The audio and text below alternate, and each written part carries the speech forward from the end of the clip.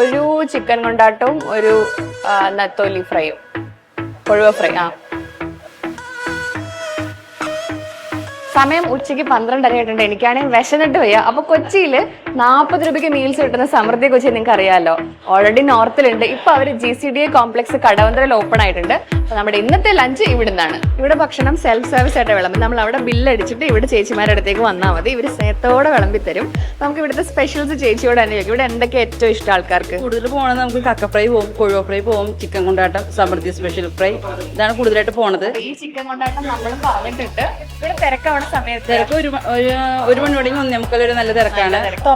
ഇപ്പൊ 1 മാസമാണ്, 9-ാം തീയതി വന്നാൽ 1 മാസമാവും. 1 മാസത്തിൽ തന്നെ ഭയങ്കര. ഞങ്ങൾ തുടങ്ങിയ സമയത്തൊക്കെ ഇങ്ങനെ പ്രതീക്ഷയിൽ ഇത്രയൊക്കെ തിരക്കുണ്ടാവുന്നു. പക്ഷെ 2 ദിവസം കഴിഞ്ഞപ്പോ തന്നെ നല്ല തിരക്കായി.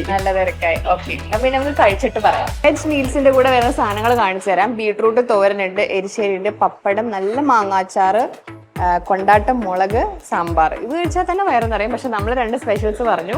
ഇനി നേരത്തെ പറഞ്ഞ സ്പെഷ്യൽ കൊണ്ടാട്ടം, സമൃദ്ധി സ്പെഷ്യൽ കൊണ്ടാട്ടം ചിക്കനാണ്. പിന്നെ ഒരു നത്തോലി ഫ്രൈയും കൂടെ പറഞ്ഞിട്ടുണ്ട്. ഇനി കഴിച്ചിട്ട് ടേസ്റ്റ് എന്താന്ന് പറയാം.